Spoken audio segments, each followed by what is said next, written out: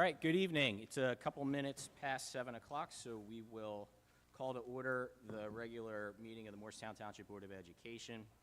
This meeting has been called in conformance with the Open Public Meetings Act with adequate notice as provided in the Courier Post and Burlington County Times on May 7th, 2025.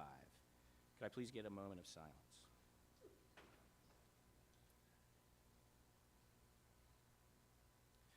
Thank you. And at this point, we usually do our Pledge of Allegiance, but for those that happen to watch the Phillies game on Sunday, our district was honored to have students that were originally in Hope Knight's enriched choir class in middle school that are now sophomores, freshmen and sophomores. They were honored, and we are honored, to have them sing the national anthem at the Phillies game on Saturday, I apologize. They're now Miss Johnson students, and I thought it would be nice if we could all hear that in lieu of the pledge. But please rise. You're invited to join the Moorestown Enriched Choir under the direction of Hope Knight.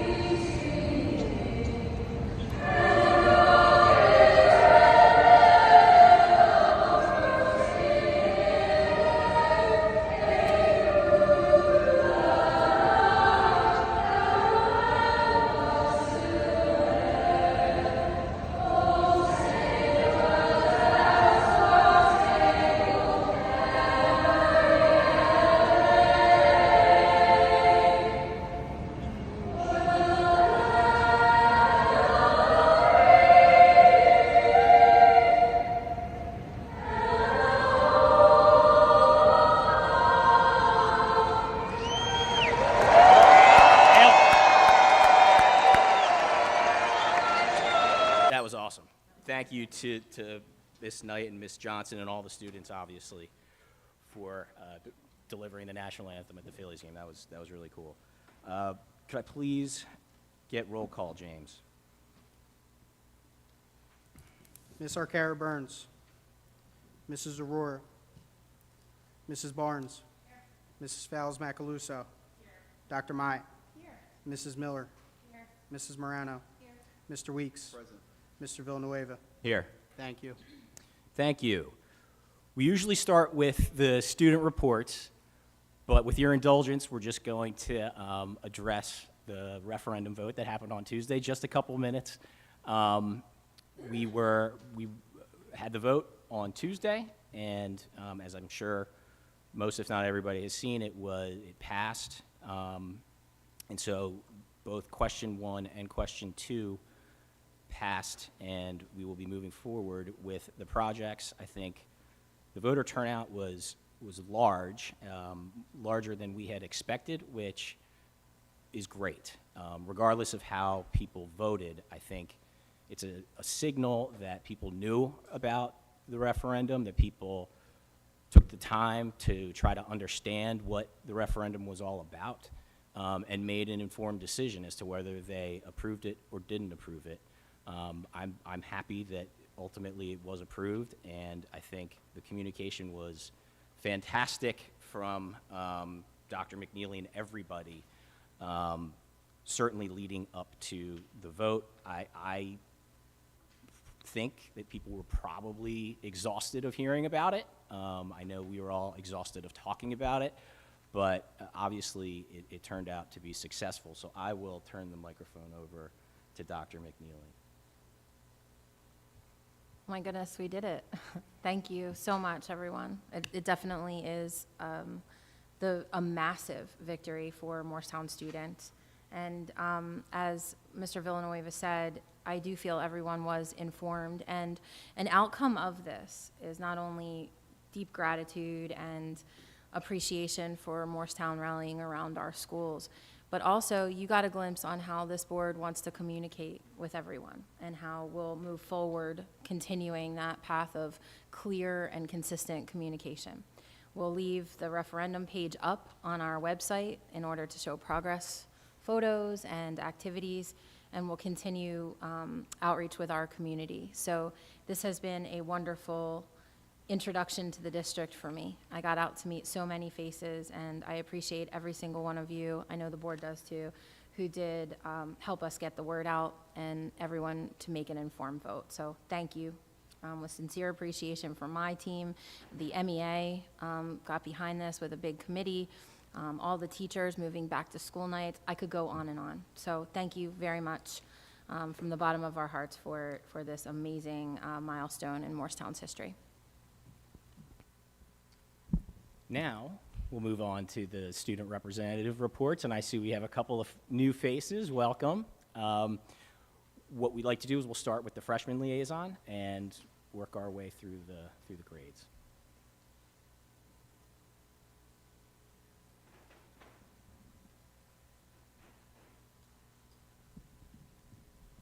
Hi, I'm Lily Raston. I'm the freshman liaison, as well as Giselle Manfrey. She's the other liaison. Today I'm going to be talking about the transition from middle school to high school, as well as the hallway decorating committee. Overall, the transition from middle school to high school has been going pretty smoothly for most of the students in the freshman class. The change in the workload, as well as the bigger school, are some of the main things freshman students are having difficulty getting accustomed to. However, by now, most of the students have gotten adjusted to the workload and are also able to, for the most part, find their way around the school and get to classes on time. Even with all the new changes, there are so many exciting things for the freshmen this fall. However, we are most excited to experience and plan our first homecoming dance and spirit week. This leads us to hall decorating. The hall decorating committee met today and discussed their plans on how to decorate the school. Each grade will be assigned a color, the freshmen being white. The hallway decorating committee has decided to divvy up the workload, so students will be able to create several posters and a flag to represent their grade.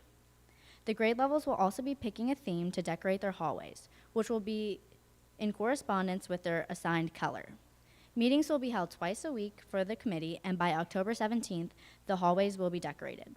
The freshman class are quickly getting used to this new school and are very excited for the homecoming festivities. Thank you.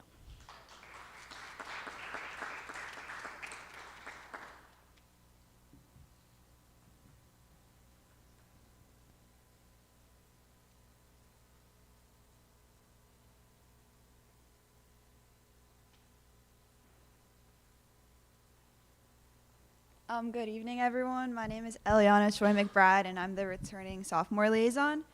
And I'm here to, first of all, address the start of 10th grade, which is obviously a huge transition in one's high school career, very pivotal.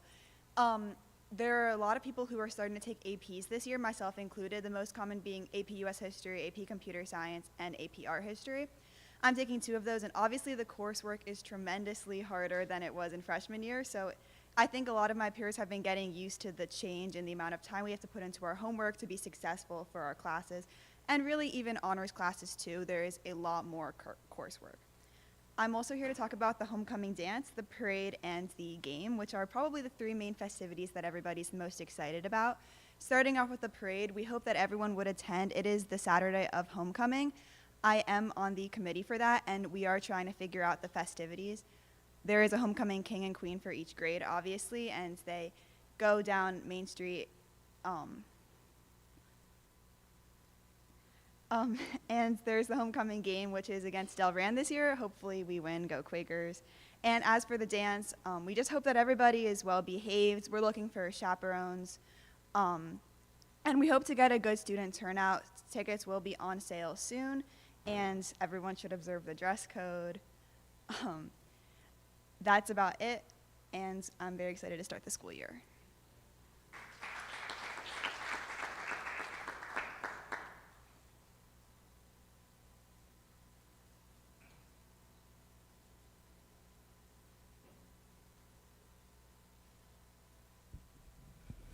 Good evening, everyone. My name is Lily, and I'm the returning junior class liaison. As some of you may have noticed, I did walk in late today. Like many of our other juniors, I'm balancing a lot of different activities. So I'm running here from field hockey, doing clubs, and I've got some homework waiting for me when I get home. But nonetheless, all of our juniors are very excited for junior year. It's been a great start to the school year. It's been great adjusting to our new classes. A lot of us are taking on a lot more APs and honors classes this year, but we've used our skills from sophomore and freshman year to balance our coursework with our extracurriculars and, of course, spending time with our friends and family. To kick off the school year, all of our students got to display their interesting student organizations at the club fair. So we had many organizations from things like Model Congress, we have environmental club, we have robotics, really anything that a student could be interested in.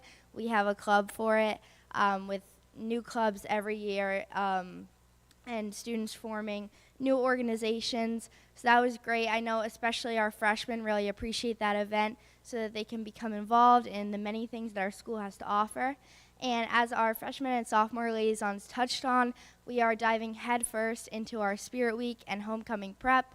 So our committees have started to meet.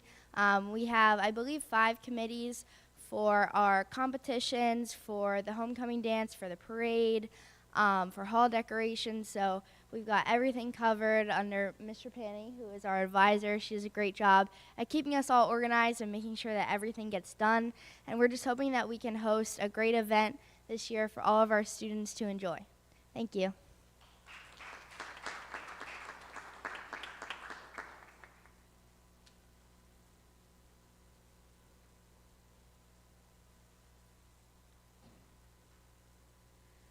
Good evening, everyone. My name is Sophia Baram, and I am one of your senior class liaisons, which feels so weird to say after a few years of being here. Going into senior year, it's been a lot for everyone. It's been a lot of just big changes, and one of these big, huge things that is on everyone's mind is college applications.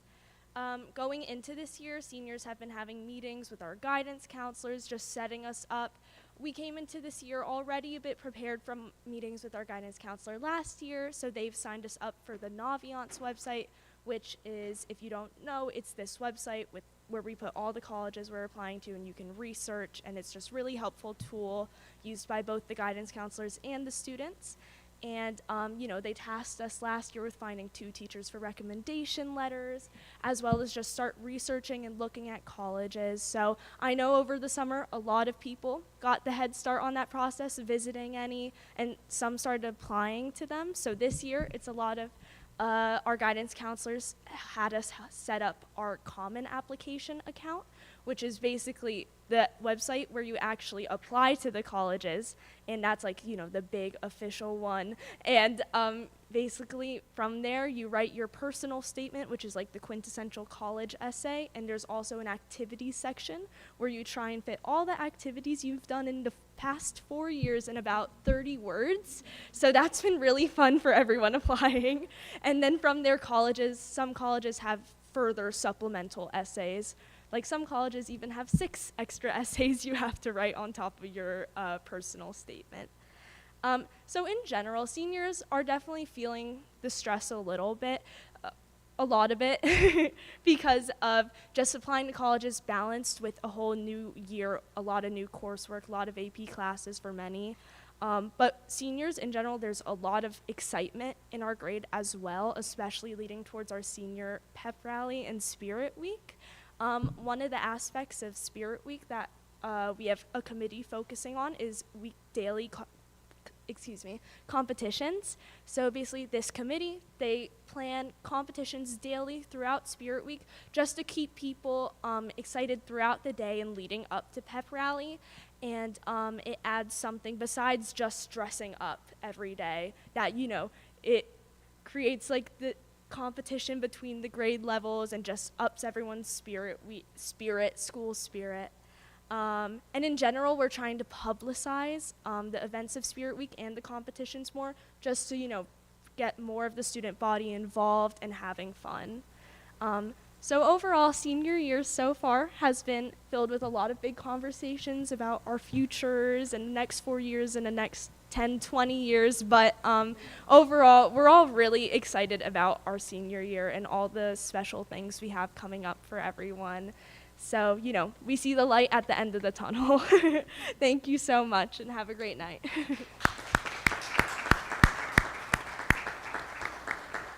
Thank you all, and Sophia, don't rush to the light, right? This is your senior year. Enjoy it. Take your time.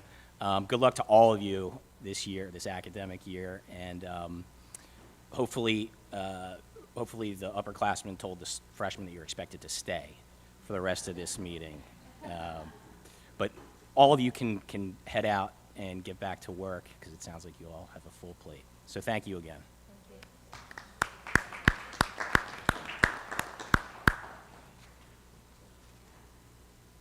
All right, so we obviously have been very busy with the referendum and making sure that people understand, you know, what was the why behind the referendum and what would be the result of the referendum should it pass. And obviously one of the driving factors is increased student enrollment, both natural growth as well as growth attributed to new housing developments that are under various stages of development throughout Moorestown. You can see the one across from UES. There's a big one behind the Moorestown Mall. There's Harper Drive, which is also close to the Moorestown Mall, which is now open and leasing. And so over the process of talking with people about the referendum, I received a lot of questions about pilot revenue. And I won't give a detailed dissertation on what that is, but it's essentially payments in lieu of taxes is what the acronym PILOT stands for. And it's a mechanism by which developers of various projects can, instead of paying property tax, pay the municipality directly. And so typically, the schools get roughly 65% on average of your property tax bill. The pilot revenue is not included within that revenue. So those payments are made directly to the township, and none of it comes to the schools. I believe it's 95% goes to the township and 5% goes to the county. It could be 90-10. But in any event, so we've been talking with the township over the course of the last few years about whether it would be willing to share in pilot revenue, such that the school could get a share of the funds that the township received from developers, because the township has entered into these pilot arrangements with a number of the developments throughout town. And so I believe, I could be wrong, could be even earlier, I believe these conversations started in 2022 when our former superintendent, Mike Volpe, was here, in terms of trying to get information about the details of these pilot arrangements. And they've continued over the years. Myself and James and Joe Bollendorf, our former interim superintendent, had a number of meetings with the township to discuss these issues. We had learned, or at least we were told initially, that there were no pilots that would generate roughly $10,000 to $12,000 a year. And we came to learn subsequently that there is a pilot at the large complex behind the mall that's projected to generate $50 million of revenue over the term of that pilot. I think I'd heard at a recent town council meeting that projection is now $54 million. But it's obviously a significant source of revenue that the school district would be interested in sharing. Because obviously there will be students generated at a number of these developments, and we think it would be equitable to have a share of the revenue that is generated there. So As I said, these, my personal meetings have started back in 2023, and we had a lot of conversations. And the way that at least the big one works, the $54 million one works, is the township doesn't receive pilot revenue until those units are leased and occupied, and the township gets a share of the revenue. I believe it's 12.5% for the first 10 years or so, and then there's different escalators. And I understand why the township said, well, we're not receiving revenue yet because the complex isn't finished, and so we're not really in a position to give you anything. So I understand that. As I said, I've had a number of conversations. I'm sure James has, and Mr. Bollendorf did when he was here, trying to progress the conversations regarding pilot revenue. And we came to learn in the spring of this year, at least that's what I came to learn, I shouldn't say the collective we, that the township had in fact received some pilot revenue on their audited financial statements. There was a line item for $31,000 roughly of pilot revenue. And so they also confirmed that in a budget meeting in the spring. And so given that pilot revenue was being generated, we were interested in discussing, how can we share in the revenue that is now being received by the township. So Dr. McNeely, Ms. Miller, myself, and James, in July of this year, so just a few months ago, we met with the mayor, the deputy mayor, the township manager, the CFO, and am I missing anything? Am I missing anybody? I think that was it. And the deputy mayor, Ms. Mamarella, to discuss these issues, among other things. But specifically, the roughly $31,000 that's being generated in pilot revenue, the township is realizing it now. So we wanted to talk about what they would be willing to do with that, if anything. And it was a very productive, very, very good meeting, and I thought we made a lot of progress. And I think, we were able to confirm that there was no plan. The township didn't have any plans for how to spend that money or how to spend future pilot revenue. So in any event, I sent a request to the township that related to the $31,000, and I requested that the board receive 90% of that revenue. The reason being that it was a relatively small amount when you compare it to $54 million, but meaningful to the district. And I think the numbers would have worked out that 90% of that revenue was roughly $27,900, and our average cost per pupil is $26,000 and change. So it was roughly a little more than what it would cost for one student. And I believe the last numbers that we had from Harper, which just very recently started leasing, is we had at least 8 students coming into the district this fall. We have projections that are much higher than that. So we made the request based on the representations that pilot revenue was being generated as set forth in the audited financial statements in our meeting and in the budget hearing.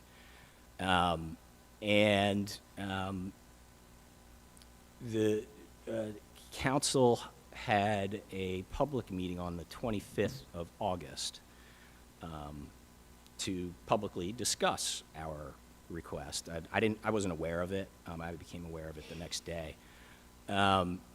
But it turns out that the audited financials were wrong, and that the money that was categorized and accounted for as pilot revenue isn't pilot revenue. I forget, they came from 2 separate locations. I can't recall where. But In any event, we didn't know that before this August 25th meeting. I was surprised that the first disclosure of this was to the public other than us directly. And there was it was a half-hour discussion or so, I think, on pilot. Ultimately, they came to a conclusion. I think, Dylan, if you don't mind, I think this is just a 1-minute clip of the meeting, but it captures what I think is their conclusion.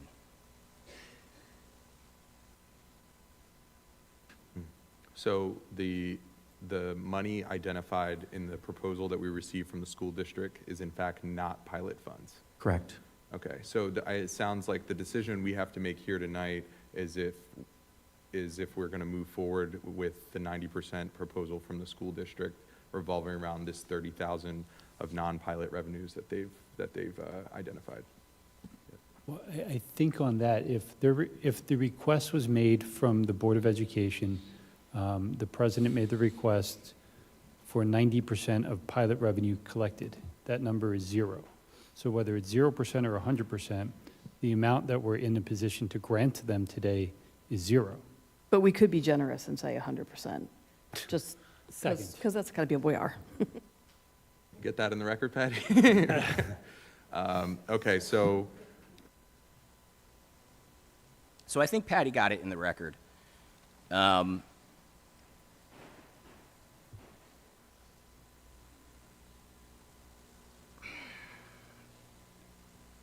hope it's not a laughing matter. And again, nobody told us that the representations in the financial statements were wrong, and that was the basis for our request. So I was surprised that that it played out the way that it did. In any event, we have I think, commitment to provide a proposal. I think that at least the mayor has understood that we need a written proposal so that we can consider it. I think they were of the opinion that,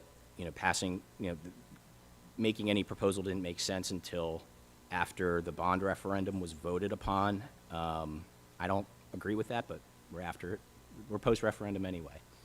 So we look forward to receiving that. It's been quite some time, and there was a lot of other things discussed at that meeting that frankly, I'm just not going to address now, and I think it would probably be more appropriate in a private conversation. So in any event, with that, I don't know if anybody else has any comments or questions about that. Okay. Dr. McNeely. Thank you. For my update tonight, obviously I expressed my gratitude, so I can say yay one more time. But I'm curious, is there anyone here from Moorestown Rotary Breakfast Club? Or Michael or Susie from Edward Jones? Okay, we invited them to provide a certificate for the Moorestown Rotary Breakfast Club gave more than 100 backpacks with school supplies in them for students of Moorestown, and they were distributed out to our students for the 25-26 academic year. So we wanted to express our gratitude with acknowledgement at a board meeting. And then the next one was from Edward Jones. They donated school supplies, and we were able to distribute them to the buildings for the 25-26 school year. So that happens every year, and typically they're recognized at a board meeting but aren't here tonight, so I'll make sure that they get their certificates. So thank you.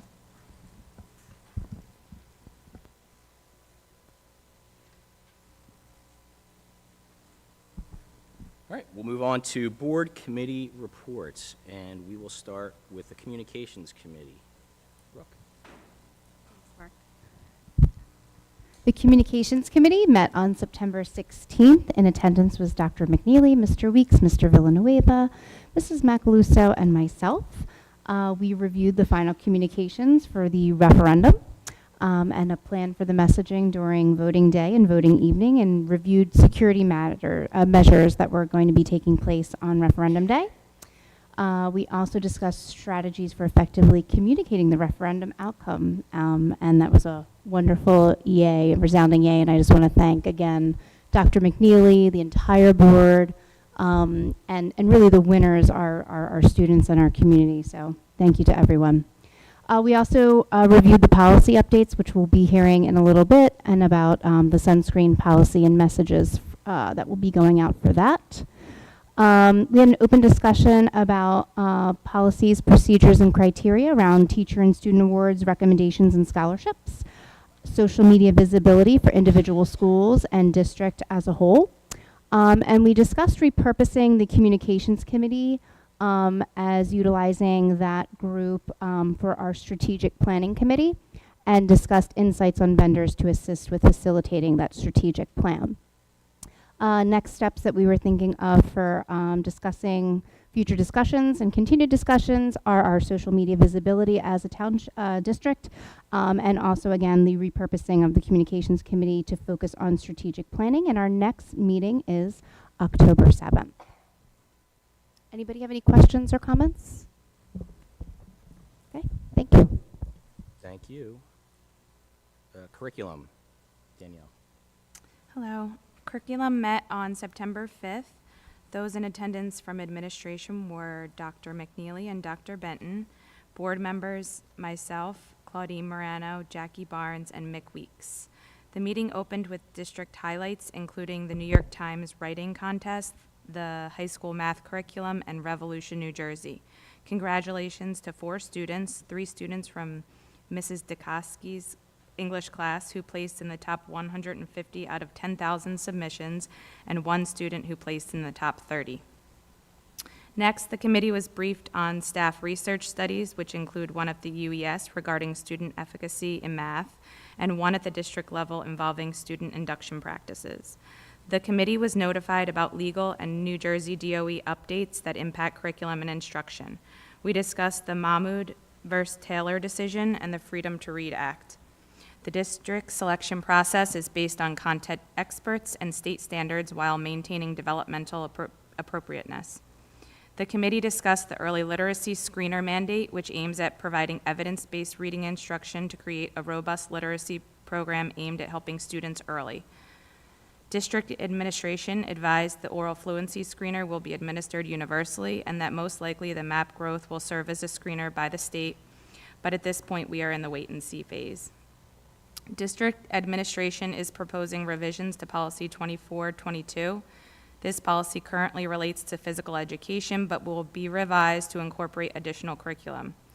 The committee discussed new state assessments and mandatory field testing, which will take place in the spring. The committee reviewed policy 2365 and its applicability to artificial intelligence, centering around acceptable use of AI technology and how it can be used appropriately. The committee was also updated on multi-tiered systems of support, including foundations, which is a Tier 1 support, and summer ELA as a Tier 2 support. We were informed that the 3-year tracking data will be presented in the October meeting for math and ELA for grades 5 through 8. During our foreign language pathways discussion, a communication opportunity was identified to highlight how middle school foreign language course selection affects the courses available in high school. The final topic covered was field trips, and there is board action on the agenda for 2 new field trips, one to the Lincoln Financial Field for marketing, and another one to New York City Shakespeare in the Park. That was a long one. Thanks. Any other questions? Thanks, Danielle. Finance and operations, Mick. Okay, thanks, Mark. So, we met on September 8th, and the committee members that attended, in addition to myself, Jacqueline Barnes, Brooke Malliot, and Claudia Morano substituted in for Danielle. So we talked about the 26-27 budget process, and that started our conversation, and we talked about that process starting at the end of this month. Part of that was waiting to see the outcome of what happened with the referendum. So thankfully, now that we have that answer, and it's a positive answer, we can get a little bit more into that planning process in earnest. The calendar for the budget process will be available in October. We also talked about at a high level, and I'll touch on this in a subsequent point. This budget is going to be challenging for many reasons. And we say that many years, not every year, but many years we've said that. And this year in particular, though, and healthcare costs are primarily what's driving that. We talked about the No Surprises Act. We got a memo from our healthcare plan manager that indicates negative effects overall from the institution of this law. It's something that basically, without going into the detail, and I'll reserve that for Mr. Heiser for anybody who wants to go into more detail about it, but it basically means that people who are going through their healthcare provider should not be surprised with high bills. And there's an arbitration process to help figure out the difference between what the provider wants and what the insurer is willing to pay. And there's a pool to help close that gap. That pool has rapidly dwindled because they're making sure that the end users are not being hit with huge bills. And that's become a problem. That's contributing to these ballooning costs for insurance. So we talked about that and saw a recommendation from our provider about how to handle that. And then we talked specifically about the expected increases in medical costs that we'll have to bear in our next budget. It's being driven by some of the covered drug costs. We won't know the full increase until the spring, but for now, Mr. Heiser and his process will be putting in what he believes is a reasonable placeholder in the budget to cover that. So, moving on, a little bit of revenue side. We're selling a surplus bus. If anybody's looking for a bus out there, if you want to pay a couple $1 million for it, that would help close some budget holes. But I doubt we'll get that much. Oh, yeah, if you want an Eagles tailgate bus, it would be perfect for that. You might have to push it to the site, but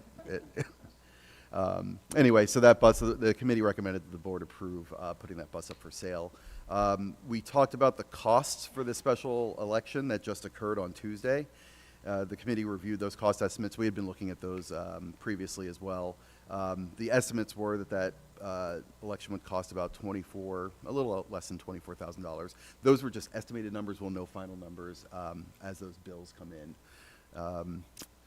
But we talked about too that the time frame of voting from 2 to 8 was deliberately chosen to be towards the end of the school day and also save us a little bit of money while still providing people an ample amount of time to vote.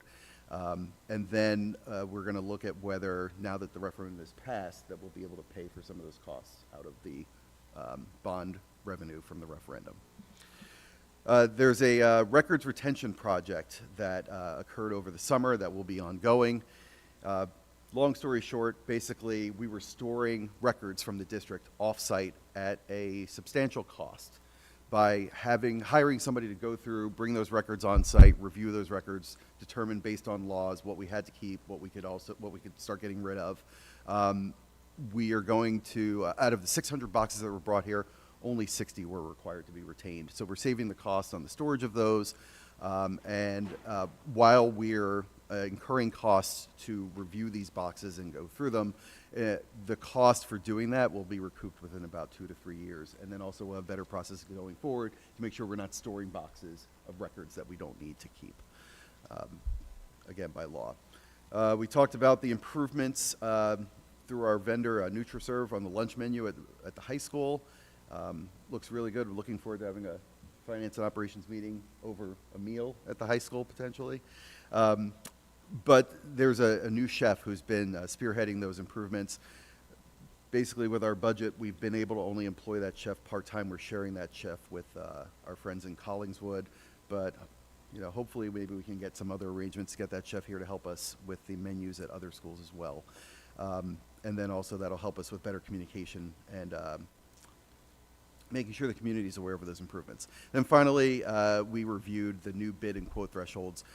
Regularly, the bid and quote thresholds are reviewed and updated by the state, so the committee reviewed that and making sure that we're in compliance with those new thresholds. So, and the committee recommends that the board approve those in the agenda tonight. So that was the extent of our discussion. I think I covered everything. Let me know if there are any questions. Anyone? Claudine, can you give us an update on policy, please? Got it. So we don't have, oh, we met yesterday. I lose track of dates. In attendance was Danielle Miller, Melissa Burns, Mark Villanueva, myself, Dr. McNeely, Dr. Benton. We have no policies on first reading. We had a long list of policies that would have been on first reading on the agenda, but we need to go over them at the next policy meeting, which is October 1st, before the next board meeting. So we'll have all those ready by the next time. We did briefly discuss two policies on that list. One was the sun protection, student sun protection law that was passed that Brooke mentioned. This is a law that had to be passed because sunscreen is considered over-the-counter, and students can't bring any over-the-counter without specific permissions. So we need to adopt a policy, and then they'll develop a procedure on getting parental opt-in, opt-out procedures if you want your child to bring sunscreen to school. The other one was 2422, and this one comes up often. It's a statutory requirements for curriculum. And every time they add something else that has to be in curriculum, we have to kind of add to a list of items that have to be covered in curriculum. So we put a hold on it because we wanted the administration to go back, since they are already included in our standards, see if we can have a general policy that's like a catch-all policy and not have to come back and update this policy every single time there's a, kind of a law of the week, in terms of topics. We have incorporated a policy implementation update, not to intrude on the operations of the district, but just to get feedback on policies that we pass and whether they need to be tweaked or implementation. We reviewed 3 of them this last week, one being the cell phone policy that we spent a lot of time on developing, and of course this is the first academic year that it's been implemented. I believe that the policy was shared with parents and students through like variety of vehicles, including letters from principals before school started, orientations with the students, back to school nights, handbooks, code of conduct, whole variety of opportunities to educate everyone on the cell phone policy. Obviously, the teachers, have the policy and have been enthusiastically enforcing it, and we've heard all positive so far. So far, so good. A reminder: K through 8 is away for the day, and high school is away for instructional time, and we'll revisit it if need be. Smartwatches included in the cell phone restrictions. We talked about 9190, which is a policy we spent many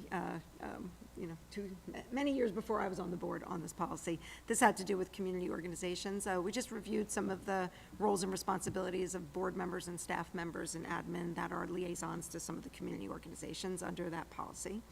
5440 is another policy. I think curriculum and communications discussed it. It's about honoring pupil achievement, and the other one is 5450, which is athletic awards. Mostly just asking the administration to review awards and recognitions offered to ensure they have written criteria and procedures as required by the policies that we passed, and in the sports world, it's guidelines that are established for those awards. As far as items for discussion, obviously referendum was on the list since it was the morning after the referendum, so I'm not going to add anything to what was already discussed. We got an update from Dr. Benton that our decision to kind of switch our policy service, we're just on a little bit of a pause. We have an opportunity in October at the New Jersey School Boards Association meeting to look at some changes in the service that we can evaluate. And what else did we do? We talked about artificial intelligence. We, just as a policy committee, we're curious, we don't have a policy on AI, literally have a policy on AI, but AI is being incorporated through curriculum and other opportunities throughout the district. We just wanted to get feedback from the administration, how they are pursuing it in terms of responsible use, and I think there's a lot more to discuss there, but want to stay with the times and, evolve and give them a policy if they need one, down the road. So I think that's it. Our next meeting's October 1st, which will be before the next board meeting, so we'll have a lot of policies on first reading. Any questions? All right, we also have a number of off-board committees that various board members serve on. Does anybody have an off-board committee update? Thank you. I have an off-board committee is for more arts. The fall play at MHS is 12th night on 10/16, 17, 18 at 7 p.m. More Arts is going to be a part of the Holiday Arts Festival on December 6th from 1 to 3 at the Rec Center. They will have the third floor featuring student performers and artwork, and that's a free event for all. They are also starting to plan their upcoming fundraiser, which will be January 31st of 2026 at the Community House, which is formerly their gala. They're starting to plan that now, so you can put a save the date on that. And for more information, you can go to their website, which is morearts.org. And if you would like to be part of the performance or any of the curated art for a show or sale at that gala and that event, the deadline for submission is on October 15th. And you can contact, again, like I said, More Arts, MOORARTS.org. Thank you, and that is all for More Arts. Anyone else? I have Speak. So I'm the Speak liaison. We had our meeting this morning. Jackie Barnes and Melissa Burns and Dr. McNeely were all there, Dr. Tate and his staff as well.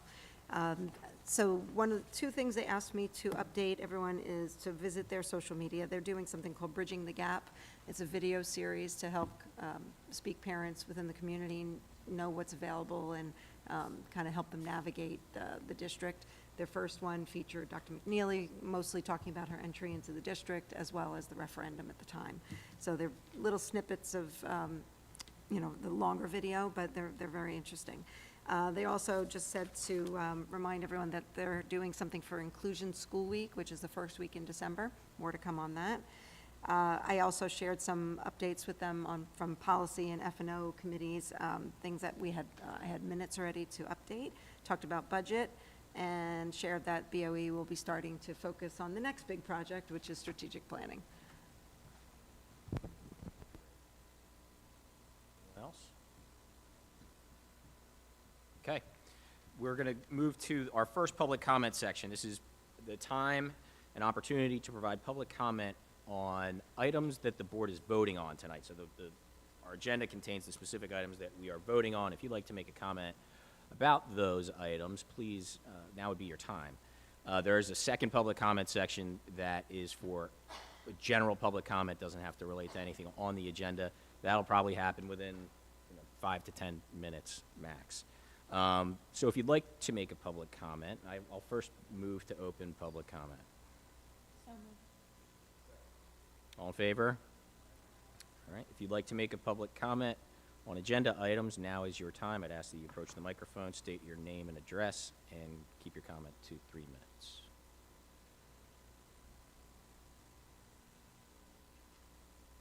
All right. Can I get a motion to close public comment? All in favor? We'll move on to the items we are voting on this evening. Yeah.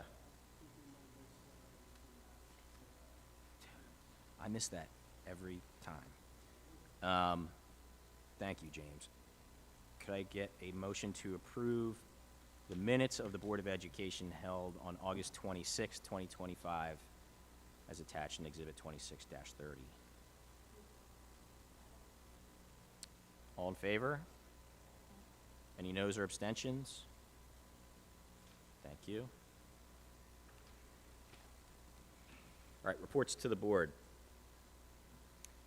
Could I please get a motion for the approval of items A, 1 through 5, set forth in the Business Administrator's Board Secretary report? Any comments or questions? All in favor? Any noes or abstentions? Thank you.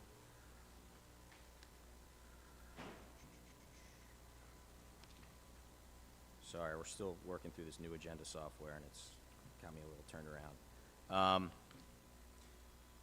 Recommendations of the superintendent, educational program. Could I please get a motion for item 9A1 in the agenda? Any comments or questions? All in favor? Noes or abstentions? Thank you. Could I please get a motion for the approval of item 9A2, home instruction?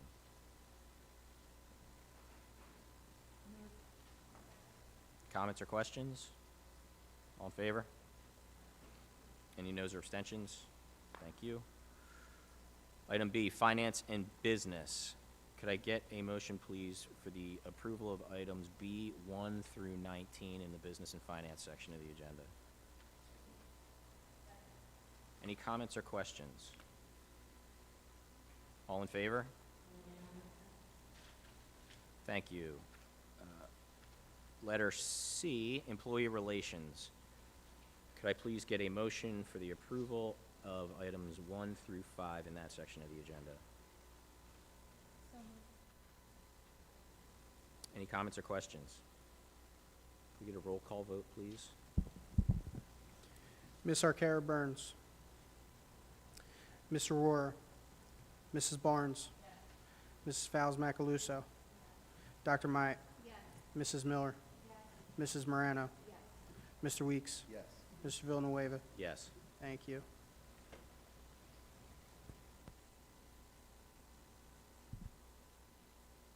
Okay, Article 10 of the agenda. Could I please get a motion for the approval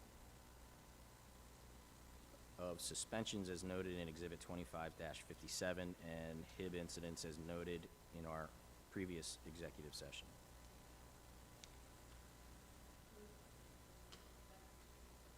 Any comments or questions? All in favor? Any noes or abstentions? Thank you. Is there any old business to discuss?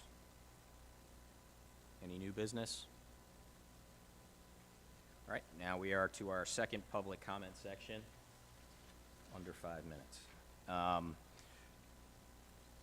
This is the opportunity to provide public comment on district-related matters on or off the agenda. Same rules apply. I'd ask that you please state your name and address before making your comment, and keep your comment to 3 minutes, please. Can I get a motion to open? All in favor? The floor is open. Hello, I'm Margaret Nissen, and I teach at MHS. I would like to commend and thank the Baker staff for all they do. At Baker, students and teachers across grade levels found creative ways to celebrate Constitution Day and build early literacy skills this September.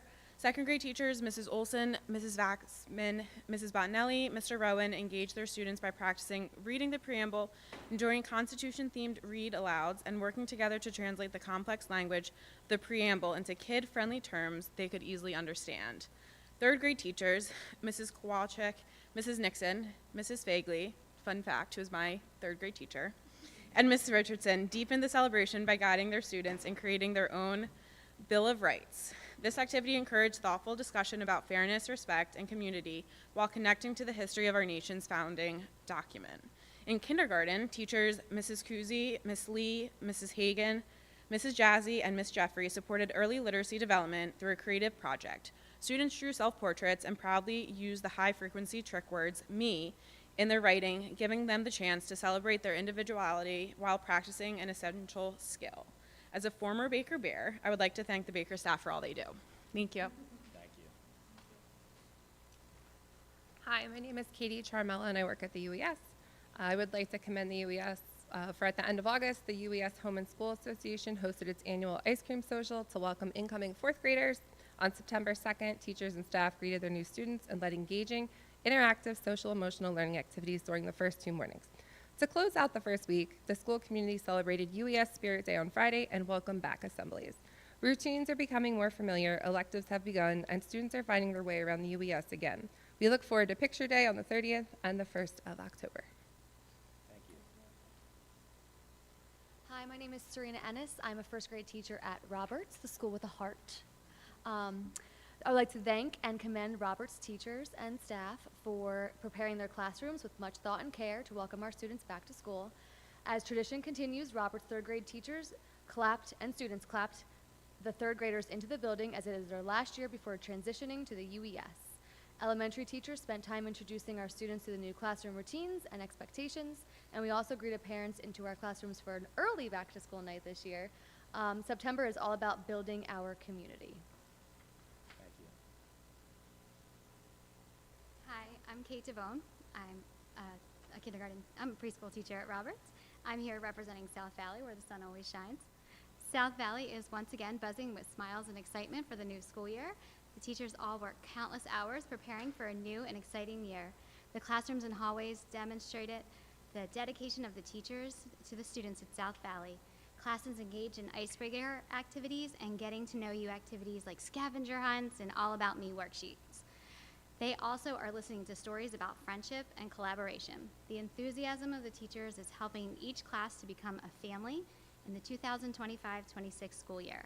South Valley students and staff have participated in activities for Patriot Day and Dot Day.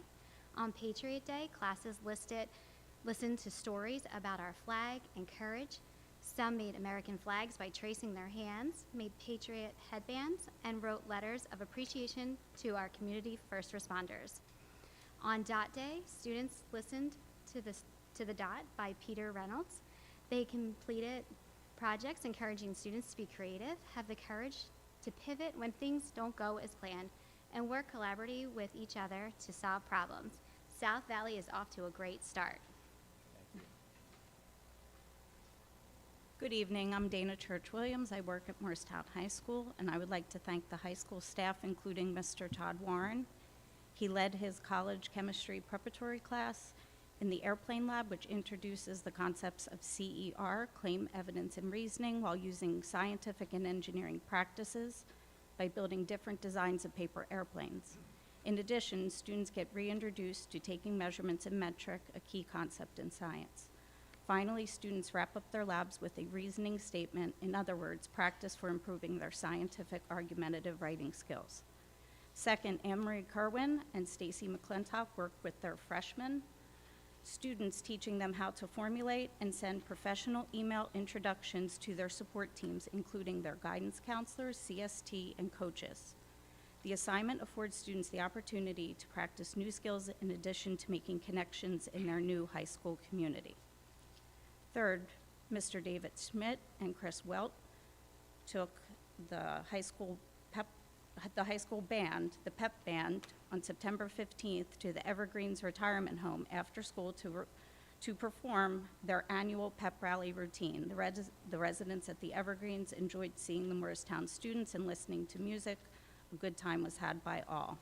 And finally, Mrs. Angela Murphy, in her brand new class called Data Decoded, it's a statistical thinking math course, have jumped into data science process by creating Dear Data postcards. Throughout this 2-week duration, students have started asking questions they were curious about themselves. Some of these questions include, where and when and how many times a day do I complain about my sport? How is my attitude at work affected by the position I am scheduled for? What are my hydration habits like during the day? Students collected this data over the last week, and now they are in the modeling phase, determining how they are going to communicate their results. Thank you. Thank you. Hi, good evening. Bill Garwood, 633 East Main Street. Just an observation that I made while voting in the recent referendum. This is my first time voting at South Valley, I believe. I had walked there with my wife and my young son, who's going to be going there, probably like 5 years or so. But I noticed at the time it was an odd time, between 2 and 8. So I had figured that class was going to be out for the day. And I was actually kind of shocked when I noticed that doors were left kind of wide opening to the security vestibule and into the schools. There was no real check to make sure that people were there for actual voting, and I saw students walking through the hallways. I would just hope, as a recommendation, possibly changing the schedules in the event of any further votes. I don't typically vote at South Valley, I vote at the library, but maybe a half-day schedule for students so there's no kind of overlapping of possible strangers as well as students in the class there. So, thanks. Thank you. Hello, I'm Bill Clark. I teach at the high school, and I'd like to commend the WAMS staff for welcoming students to WAMS with some fun activities during the first week of school. including building scavenger hunts, get-to-know-you games, and team building activities. Also, the Student Council faculty advisor, Mr. Haas and Ms. Kitson, have begun organizing 8th graders to run for executive board positions. Campaign posters now line the hallways, and students will be airing their campaign videos soon. Thank you. Thank you. Hi, my name is Dara Purvis. Pronouns are she, her. I'm at 602 East Camden Avenue. I just wanted to maybe offer some feedback because I know it's not a question and answer session. But in the president's report, my understanding from last month was I thought you said that you had received a letter from Mayor Law, who was in attendance at that meeting, saying that the 30,000 pilot was not pilot revenue. So I'd be happy to chat afterwards. I think I must have missed something about like what the new information was. Sure. Thanks. Thank you. Hi, I'm Christina Milligan, here representing Home and School. First, I want to extend our congratulations to Dr. McNeely and the entire board on this successful referendum. We know how much time and effort went into making that possible, and Home and School is looking forward to supporting the important work ahead. This school year, we've already hosted the first of our monthly meetings at all 6 of our schools. Thank you to all of you who have attended. We welcome everyone on the board to come to any of our meetings. Our families truly enjoy getting to meet all of you. Membership at Home and School is now open, and we're excited that over 640 families have already joined. This year, we've introduced a flexible membership option, which has made it easier for even more families to get involved. We are reimagining our fundraising this year, and after many years of hosting the fun run at the UES and the lower elementary schools, we're taking a break and planning events that bring together families from pre-K all the way up through our 12th graders. Our first big event will be held on Thursday, November 13th, so please save the date, and we'll be sharing more details soon. Looking ahead, Home and School will once again host the Board of Education Candidate Forum on October 8th in the WAMS Auditorium. The forum will be open to the public, live streamed, and available for later viewing as well. We are currently accepting questions at hsaforum@gmail.com. You'll also see us at Autumn in Moorestown. We will be right next to the Project Graduation booth, who will be selling mums and car washed gift cards. So please stop by to say hello to both of our groups. And as always, don't hesitate to reach out to me with any questions. We really appreciate the partnership that we have with the district. So thank you. Thank you.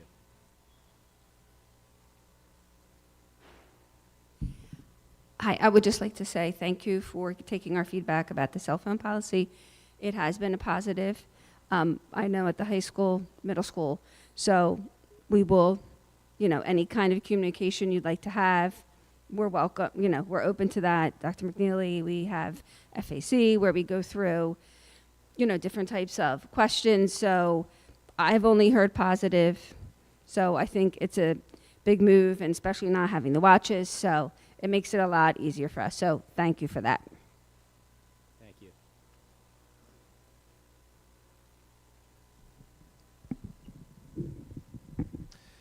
Good evening. My name is Reverend Dr. Jonathan Leith, and I'm at 614 East Camden Avenue here in Moorestown, and I just want to commend our school district and the teachers and everyone involved about a great job that we do here. And I also want to just kind of offer just a sober moment. I pastor a church in town, a multicultural church. This last week, our nation was really rocked by an assassination that we saw live and in person. My son, who graduated from Moorestown last year, who's at Stony Brook, he called me and said, "Dad, did you see what happened live?" And it was a challenge. And this one event highlighted several events. We saw some elected officials being murdered in a home in Minnesota. We see atrocities all over our nation. And I want to commend the students. I'm seeing an outpouring of students who are really sort of looking at what's important to them, what really matters. What was very awesome last night, we had our Bible study, and some kids came to our Bible study. Some high school kids from Cherokee came to Moorestown to our Bible study. And I think it's important for us as, conversations happen. I know we probably haven't heard a lot, but we had to address them this past Sunday. But I offer really just some words of encouragement for all of us. There's a scripture in Proverbs chapter 24, 17 through 18. It says, "Do not rejoice when your enemy falls, and let not your heart be glad when he stumbles, lest the Lord see it and be displeased and turn away his anger from him." This context is that all of us should grieve over atrocities that are happening in our world. It's not a time to celebrate. It's not a time for us to really, applaud any atrocity. But I think it's a time for us to come together. And I love to see the unity that we have. I want it to continue. I want to encourage parents to have conversations with your kids, talk about what's happening, but also provide some hope. Some dark times are here. We're facing a lot. But I want us to, if we can, for 30 seconds, just take a moment of silence for all of the lives that have been lost. Whatever you see in your heart, I think it's time for us to come together and not to celebrate, but to really mourn for the state of our world. So if we can all take about 30 seconds as a moment of silence.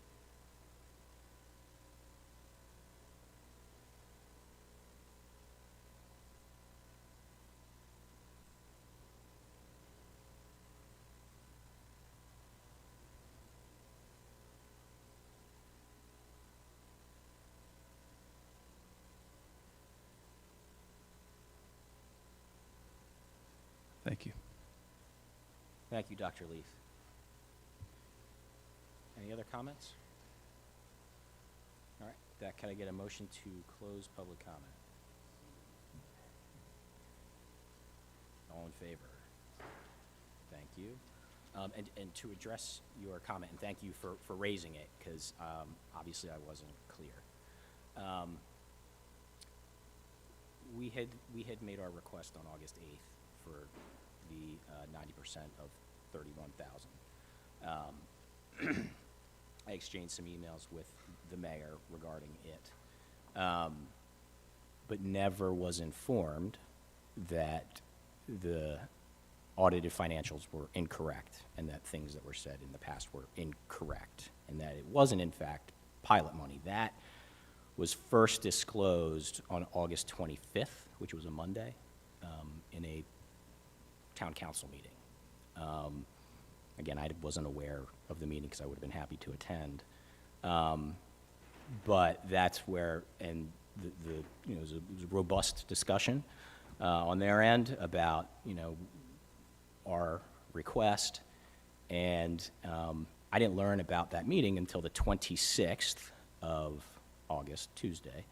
And it was late that afternoon, just a couple hours before we had our board meeting, that I did receive the letter from Mayor Law advising that, their financials were wrong. And so you're right, I did at our last meeting mention that we had received a letter. It was after this meeting where material information wasn't provided to us. I hope that answers your question. I'm happy to stick around if you'd like to talk. Anybody have anything for the good of the order? I don't want to intrude, but I think that the security and the questions about why we did it at the schools might be important to respond to, whether we do it after or not. But I know there's definite reasons. It's not typical location, and Dr. McNeely has spent a lot of time on the logistics of the security over the last couple of months. Sure. My plan was to grab you before you left because I attended most of the polling locations, as you know, and I do think I saw you. So, thanks for coming to vote. At South Valley, if you notice, we did have 2 members of the township in the vestibule. They were the people standing right along the chairs. So we were checking to see that there were voting that they were voters who were entering the vestibule. We had a SLEO on campus as well. That's our school security officer, and you saw him, right? Additionally, when the doors were propped open, it was usually for a brief minute because it got so hot in the vestibule when everyone was waiting. You also probably saw that in all of our schools, we tried to partition off the hallways. So there were banners that were very high covering the one side of South Valley, and then kind of chains that led into the straight corridor, where the only way to go was straight. The all-purpose room was cleared on the right, where the accordion doors were. And then you were met by an election official at the end who showed you to the left down the ramp. And again, our principal was there. All very purposeful in security. And do we agree it isn't necessarily ideal to have students in the building? Yes, but what I will say is that we took many security measures to make sure that everyone got in and out, and very rarely were there students in the area. So I do take your feedback very seriously. I would love to continue to talk to you about what you saw, because I was there in the building when you were. I'll also say that it won't be a voting place typically, and nor would it be when our students are there. Typical elections are where you described your normal district voting place to be. This was a special election, and it was hosted in 4 of our buildings, where we rerouted buses at UES. We made sure that we secured an additional SLEO, worked with Director Riley to get that security piece taken care of with Moorestown Police. So as you can see, a lot of thought went into the process, and we'll take your feedback absolutely, and then we can talk more after this, but I hope that helps answer for anyone who was wondering. Thank you. All right, with that, could I get a motion to adjourn? All in favor? Thank you. Have a good night.